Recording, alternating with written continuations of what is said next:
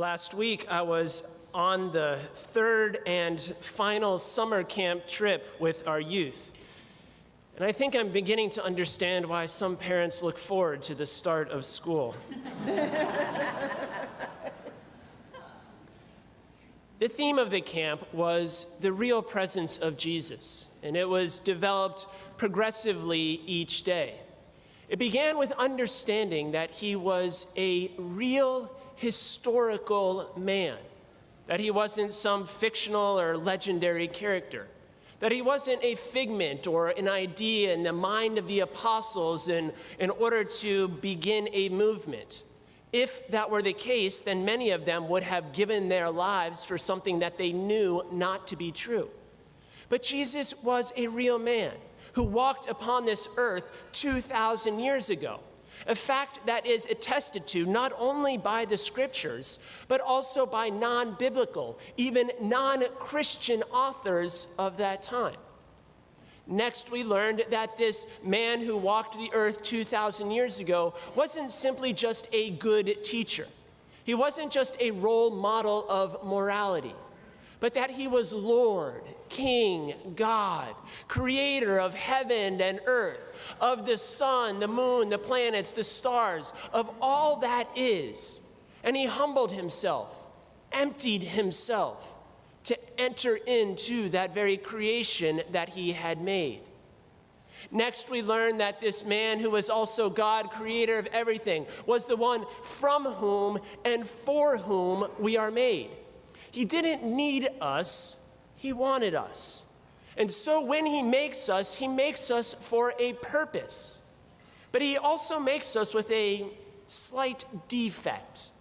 There is this infinite longing, this infinite hunger, that despite our best efforts, cannot be filled by finite things.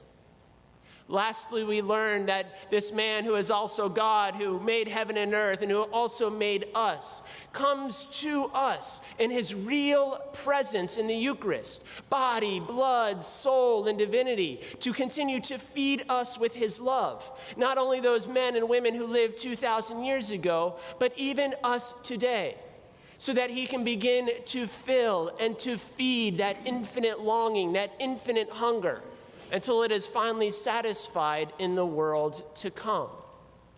Now, you might be listening to all these things and say, yeah, we know those lessons. We've heard them 100 times before. If I asked you, do you know that Jesus was a real man? Do you know that he was also God, creator of heaven and earth and creator of you? Do you know that he comes under the appearances of bread and wine in the Eucharist, his real and true presence to feed you with his body and blood? I bet many of you would say, yeah, of course I know that. That's Catholic Catechism 101. If I asked those teens, even before the trip, I bet they would have said the same thing. So then what was the point? Each day of this camp, the priest would go out onto the lawn in order to hear confessions. As the sun was rising, burning the mist from the lake and from the mountain, it was truly a glorious and splendid opportunity. After one young lady finished her confession, I realized that she continued to sit there.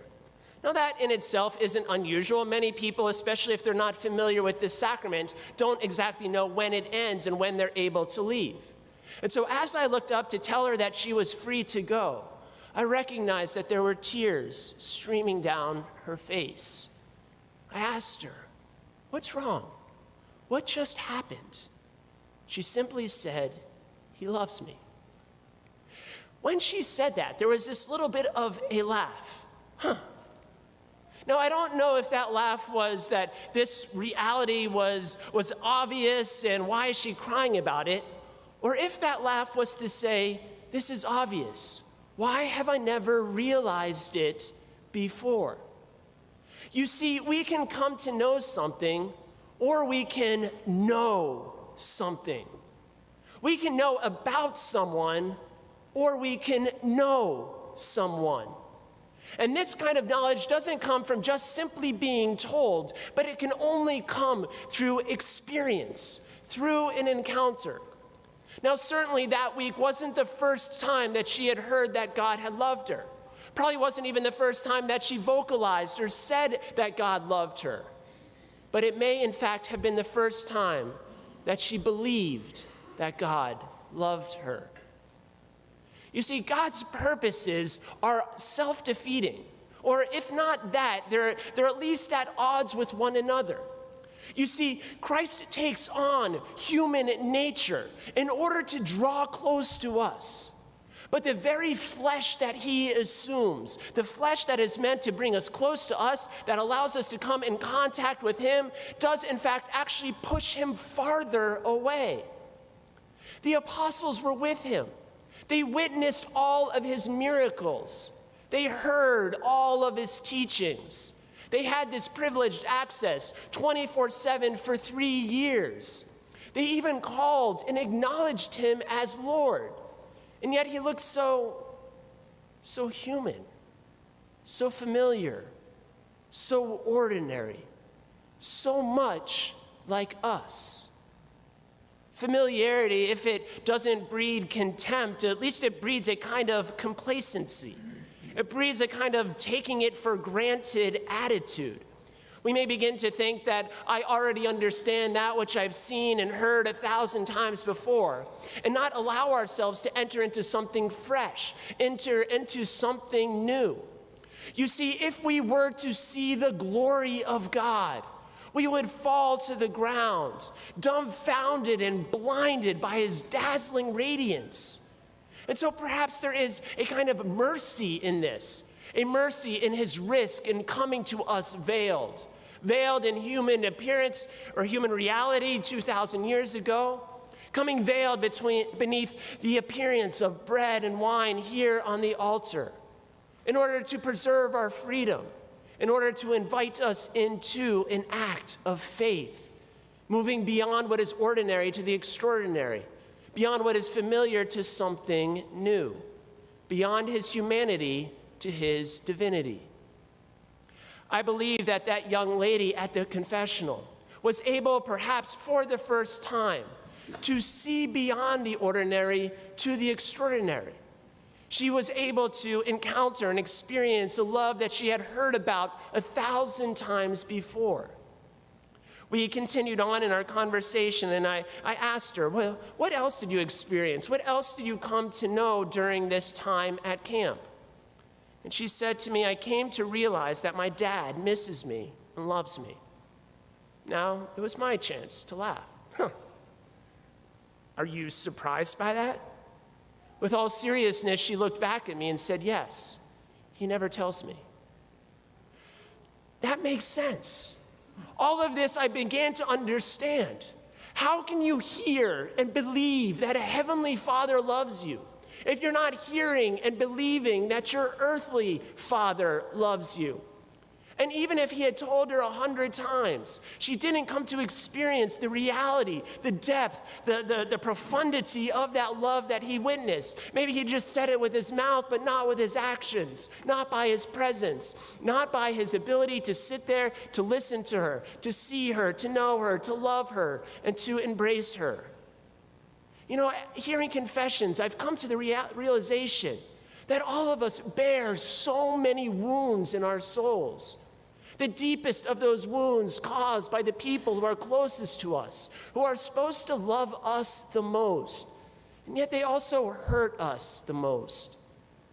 The anatomy of a wound on our hearts is similar to the anatomy of a wound on our bodies. As soon as it's there, it begins to build up a kind of scar tissue, a kind of scab, to keep out that which is bad and to protect that which is tender within. The scabs that cover over the wounds on our hearts are lies. Lies that we begin to believe about ourselves, unlovable, unworthy, unknowable, unlikable, that we don't have any value.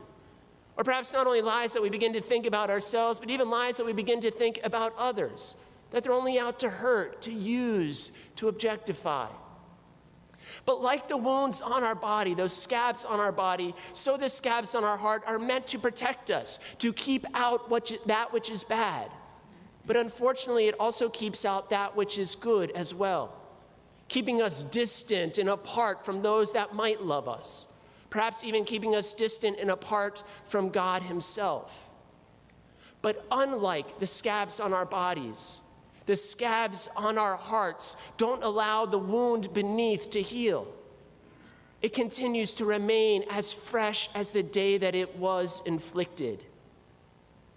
Today, the Lord peels back his flesh. He peels back his human nature to show the glory that dwells within, that radiant splendor of his divinity, to show the extraordinary that hides beneath the ordinary, to show that which is new and fresh, which lies hidden and concealed beneath that which is so familiar.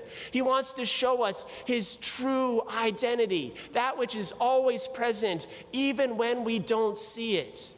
He wants to show us his glory, so that perhaps in a moment of trust, in a moment of revelation, we might allow him to peel back the scabs that have covered our hearts, to reach in, to touch, and to heal the wounds that exist there, to bring them to a place of healing. And perhaps in time, by his grace and through transfiguration, to let us know that that which once caused us so much pain, which caused us to hide in shame and guilt, might in fact, and by his love, become our glory.